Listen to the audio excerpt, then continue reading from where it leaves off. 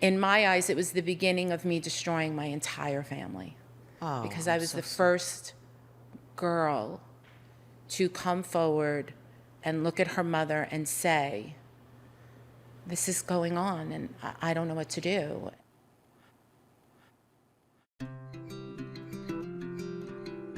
Be Inspired podcast.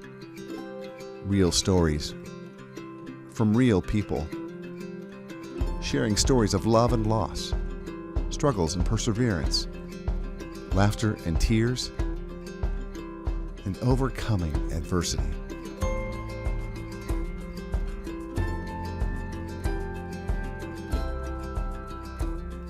She endured a trauma-filled childhood to grow into a woman who is an author and the founder of her own nonprofit organization designed to help women in similar circumstances. Hi, I'm Burt Barron. And I'm Lisa Anderson. And we welcome you to Be Inspired. Lisa, our guest who is here today, just endured an incredible childhood filled with pain and trauma and violence, and it's the worst possible scenario that I could possibly imagine for a child. And what she has been able to do now as an adult and a mother to be able to help out other people in a similar situation is just incredibly inspiring to me. And you would never know by looking at her either, with a big smile on her face all the time. Yeah, we're really honored to have Maureen Spataro, who is with us here on Be Inspired. Maureen, welcome. It is an honor to have you with us on the show here today. Thank you so much. I have to tell you that I'm going to confess that I have been waiting a year and a half trying to get on your show. Wow. Because the stories and the people that come on here and the both of you are so amazing and so inspiring. So I'm fangirling a little bit. Oh my gosh, thank you. Well, we're Maureen groupies as well. So thank you. So we appreciate that. Thank you for so coming much. I on and telling appreciate your that. story. And it's funny how you and I connected is that your brother, I was selling something on Facebook Marketplace of all things, and your brother showed up for your mom and he said, you should speak to my sister, and that's how it happened. So and that's how we meant to finally be. made the connection. Yes, Yeah. absolutely. So it was meant to be. Yes, it was. Yeah, it sure was. So it's great. Thank you so much. And Maureen, for me to say that you had a rough childhood, those are not the words that give justice to your upbringing. To say it was a rough childhood is almost insulting to you. So I don't even want to use that term. But talk about your childhood and growing up. No, it's not insulting at all. It was rough. It was challenging. The way I introduce myself when I do my speaking engagements is I tell people I'm Maureen Spataro, and I am a survivor of pedophilia, incest, rape, and domestic violence at the hands of 5 different men. And at the ripe old age of 49, I had a nervous breakdown, which ended up saving my life because it taught me why I was making the mistakes I was making, why I was thinking the way that I was thinking, and I learned that my core belief of who I really truly thought I was just a worthless human being. Because when you're 6 years old, and it was my stepfather, I fell in love with him when I was 5, and he and my mom married, and he was kind of the king to her queen, and I was the little princess, and life was wonderful, and we moved out of a very difficult life because my mom was a single mom at those first 5 years. Sure. And we moved onto a block where I had a bunch of new friends and a new school, and life was amazing, and I suddenly had this person in my life that I didn't even know I was missing. I didn't think I missed a dad. I had a great family around me. And slowly but surely, he gained my trust by, little things like my mom would go to bingo and he wouldn't make me eat my vegetables. And it would be like, don't worry about it, I got it, but it's our secret, okay? And everything started to become our secret until it led to the abuse. And so it was confusing because what 6, 7-year-old understands about sexuality? So you start to keep this secret because I wanted to protect my mom. I didn't know why. I knew I had to keep the secret, and it wasn't something, I suspected it wasn't something that my friends were going through with their dads. You know, you kind of watch other people and you watch their relationships, and as you're turning 7, 8, 9, 10, Right. you're developing, you're getting crushes, but you're kind of like, this is weird because I don't know what's going on. Well, you really have no other idea what to do. No. You know, you weren't prepared for this. You certainly weren't mature enough for it. And I think there's an innate feeling within children There is. to have, There to is. automatically turn it inward and to manifest the guilt and to know that something isn't right, but if you tell, it's your fault. It's my fault. And Right. and not only would it be my fault, but you know, now my mother was having my brothers, and interestingly, I come from a legacy of sexual abuse. Every woman in my family married a pedophile. How does that happen? Every single woman that was in my family had been sexually abused before me, and some of those men were still in our families.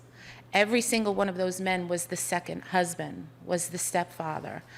What kind of legacy is that to carry? You know, when as you get older, you realize there's something really wrong here, and how do we break that cycle? In addition to that, when I was 12, a store owner pulled me into the back of his store and sexually assaulted me. At 15, my family doctor sexually assaulted me. And at 18, when I was breaking up with the first big love of my life, he raped me. So it was almost kind of like confirmation as I hit these pinnacle points in my life. Right. See, this is all you're worth. This is how men see you.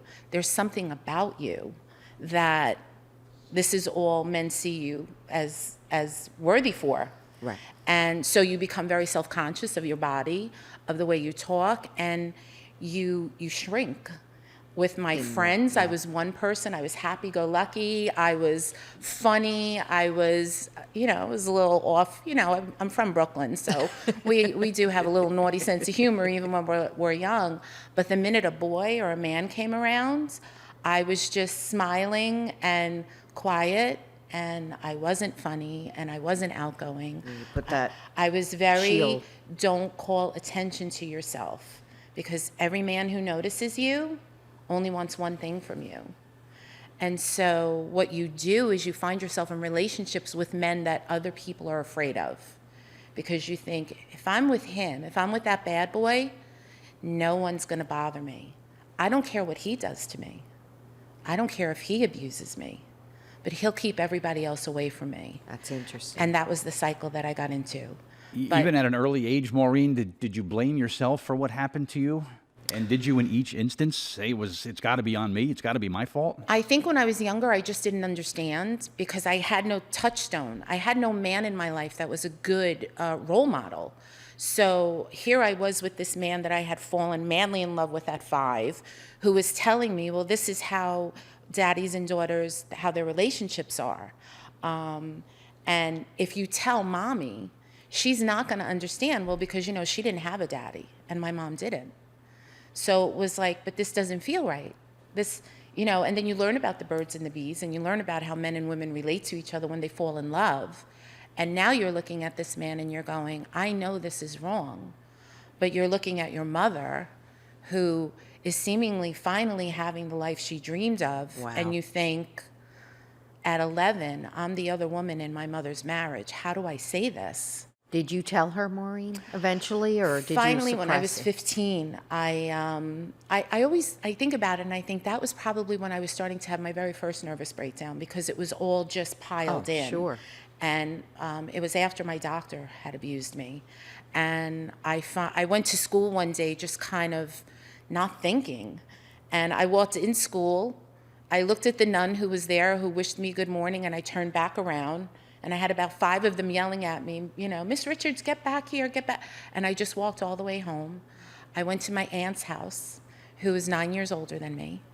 And I told her, this is what's going on, and I don't know what to do. And she got my my older cousins, who I called my aunts, and my mom together and told them what was going on. And in my eyes, it was the beginning of me destroying my entire family. Oh, Because I'm I was so the sorry. first girl to come forward and look at her mother and say, this is going on and I don't know what to do. And my mom's reaction was to be re-triggered. Okay. And the women in my family's reaction was to be re-triggered. Because out of all of them, my mother and my father had elevated the most somehow. And so the other women in my family looked at me like, you are ruining her life. And my great aunt, who adored my mother, looked me right in the eye and she said, you know, why can't you just get over it? I mean, he gave you a name, meaning he made me legal. Oh, And I remembered standing there and thinking, I'm not worth anything to anyone. what an incredibly heavy load that It was to was. carry on your emotionally, was. because in order to, I think, heal the families, I think you have to break it completely down You into do. a million little pieces. Yes. It's so much easier to, right under here, everything's okay. Yes. Everybody will be okay and handle it. Yeah. But a million little pieces in order to become whole again, it's like a mosaic. It's like a disco ball. Yeah. In order to really shine, you know, light up the whole room, you have to shatter into a couple of pieces and put them back together. Right. And, excuse me, I think that sets a precedence for the domestic abuse in your marriage. Now It was that not you in my started- marriage. Oh, okay. The one great decision I made in my life was I met a wonderful man. Okay. He was older than me, and we got married, and we had my beautiful daughter, and we really did create a wonderful life. That's And wonderful. I tell everyone, he was a good man. He was a very good man. We were just two very different people. And I think because he was older than me, as I started to grow, as I started to struggle internally, because once I had my daughter, I now had this responsibility. Right. And I was proud of the fact that I had met a good man, and that legacy was going to end. This was not something my daughter was ever going to go through. And it was a proud moment, but it was also the moment that I realized that I was always living my life for other people. That's- And it was sad because he is a good man, but we just simply outgrew each other. And we made the decision to be grown-ups about it and remain friends. Good. But as soon as I knew that it was over, life taught me that I had learned nothing about what I needed and what was good for me. And I ended in a 7-year relationship of domestic violence that I hid from my family because, listen, I'm not proud of it, but I'm the best liar you'll ever meet because I had to. That's what I Had learned to. how to do best. To protect yourself. And those old habits and that old mindset came rushing back, and everything was great, everything was terrific, but my family was a little wiser. And they had a feeling, so instead of pushing him away, they embraced him and embraced both of us and waited and waited. And he put me through 7 years of, it was Hell. life-changing. And then finally, I woke up one morning when I was 49, and I just wanted to die. My daughter was in college. My brothers had beautiful families. Everything on the surface was great. And I just woke up in silence. Everything within me, I say my internal volume button was shut off. And I could hear everything going on around me, the garbage trucks, the school buses, the kids waiting outside, and I was just staring out a window and felt nothing. I tried to think of my daughter. I tried to think of all the things that made me happy, and I felt absolutely nothing. And in a moment, I thought, I just want to lay back down and never wake up because I'm just tired. I don't want to be rich. I don't want to be famous. I just want to be happy. I just want to have Peace. a normal life. And have peace. Yeah, I want to wake up and make breakfast and have, kiss a man goodbye and, do wherever the day takes me. And my next thought was, if you're thinking that, then you need help because something's wrong. And my ex-husband took me to the emergency room. because the man I was living with told me I was a drama queen. And a woman found me in the emergency room after I was deemed healthy and should go home. And she gave me a number to a facility that I became an intensive outpatient at for 3 months. And the beginning of my life started. The beginning of my life started. Yeah. And you chronicled your life in your book? Is it I about have. your story? It Is is it my a self-help story. guide? Is it a little bit of both? What do you hope to accomplish with the book? With the book, the name of the book is called Press Pause. Perfect title, by the It way, is, because I because- think in everyone's life, we need to press pause once in a while and Exactly. just slow things down, right? I tell sure. people I pressed the pause button on my life for 3 months, and I just said I have to figure this out Yeah. because I have to be better for myself and my daughter. Right. And I started to write the book while I was in the program. It was actually my journal, and as I was getting better, I was reading it one night, and seriously, like I found my sense of humor. I was like, "Wow, this is a book. I think this would be good." Pretty good. And I tell the story in the present and in the past.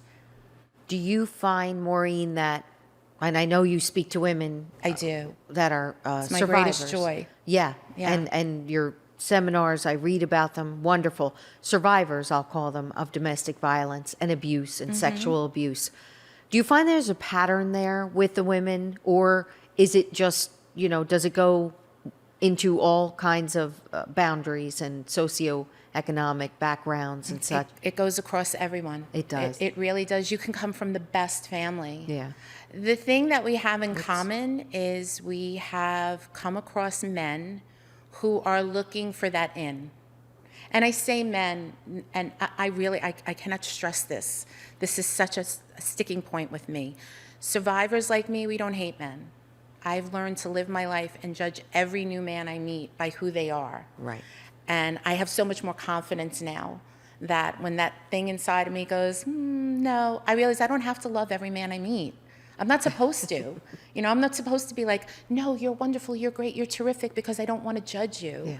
It's like, no, are you the right one for me? You're not. Good luck. Let's move on. Yeah, you are That's who how you you're are. supposed to live your life. Yeah. I mean, if we were supposed to be with every man we were with, we would, I would be with Caesar from first grade who wore a necktie, and now lives with Brian. I mean, come on. He wasn't for me. So obviously, he's very happy. But that's my sense of humor. I'm sorry. I hope it's not I love it. inappropriate. You're from Brooklyn. You have to deal with things with You that. have to- Did you find that your humor keeps you? I got my sense of humor back. Yeah. I got my ability Yeah. to look at the world every morning through fresh eyes and meet Wonderful. new people and meet men and talk to them and not feel like they're looking at me as an object, but just as a person, another human being. yeah. And if Yeah. he finds me attractive, okay. Yeah, it's not bad either. But the beginning was so convoluted, Oh, and it you was had to terrible. work through all of that to get to where you are today, and that is such strength, Maureen. Thank it really you. is, and you could just people who have overcome certain situations and true adversity and such trauma, you can always see, Bert, because I know you and I have talked about it a lot. The serenity in your face. You could see that you're peaceful where you're I'm at exactly right where now. I'm supposed to be, Yeah, finally. absolutely. Finally. And Well, it's not easy. no. I never try to tell people it's an easy journey or that every day is, wine and roses. It's not, but the secret is to simply be willing to do the work, willing to be honest with yourself. Right. And in my case, be vulnerable and share it with other people to help them. And I think the best help that anyone can get who has been in a similar situation than yours, Maureen, is it's not some professional, someone who analyzes people mentally and whatnot, but someone who has been there, done that, and lived on the other side to tell their story. Yes. Those are the people that I think that will look to you for inspiration and can gain the most from learning from you. That's right. Yeah, there's been nothing there, more done that thing, powerful sure. than being in a room of people or get it. looking at a woman and when she's telling me something, look her right in the eye and go, I know. Yeah. I know, and know that she knows she can trust me. And she gets it, and I know your daughter is proud of you for doing the work as well. She is. Yeah. She is. And that's She's a great thing. Good. Yeah. Yeah. That's It's great. all good. Yeah. It's all good. Yeah. Maureen, as we wrap up, if someone's interested in your book, press pause. How do they obtain a copy of your book? They can get it on Amazon, and they can get it at Barnes & Noble. And yeah, I hope people read it and realize they're not alone. They're not alone. There's a lot of us that are struggling every day, and it's possible to create the life that you love from chaos. That's truly a beautiful message. Thank you. Because And with really, you in that's this all world, it Maureen, is. no one's alone. Thank you You've so been there much. for so many people, and it's tremendously something to be tremendously admired for. I hope men read it too. We got to get over the stigma of, you Have know to get what, over the stigma. there's nothing wrong with a guy saying, hey, I'm in a bad place. No. I need some help. No. Who's there for me? Exactly. We got to learn to just, you know what, let the guard down a little bit, and Yeah. we all need help at some point or another in this life, and there's nothing wrong with asking for it. We're all more alike than we are different. We Yeah, have to believe very that. Absolutely. Maureen, thank you for joining us on Thank Be you so Inspired. much. Thank It's you, wonderful. Maureen. I'm Bert Barron, And I'm Lisa Anderson. and thank you for joining us on Be Inspired.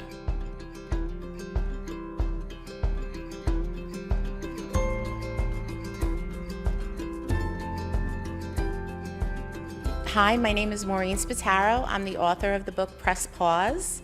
We are all survivors of something. Our strength is in our willingness and our vulnerability. Don't be afraid to share your story. You are inspiring.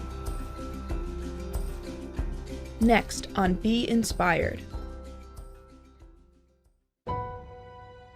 This injury was like the first time where I'm like, I'm not coming back for a little bit. This is gonna take some time. And when I broke my neck, I could not move my arms that well. Now I'm up, I'm standing. I can stand on my own completely unassisted for 20 minutes. There is a relentless pursuit of movement. Is if you wanna recover, you gotta just put the work in.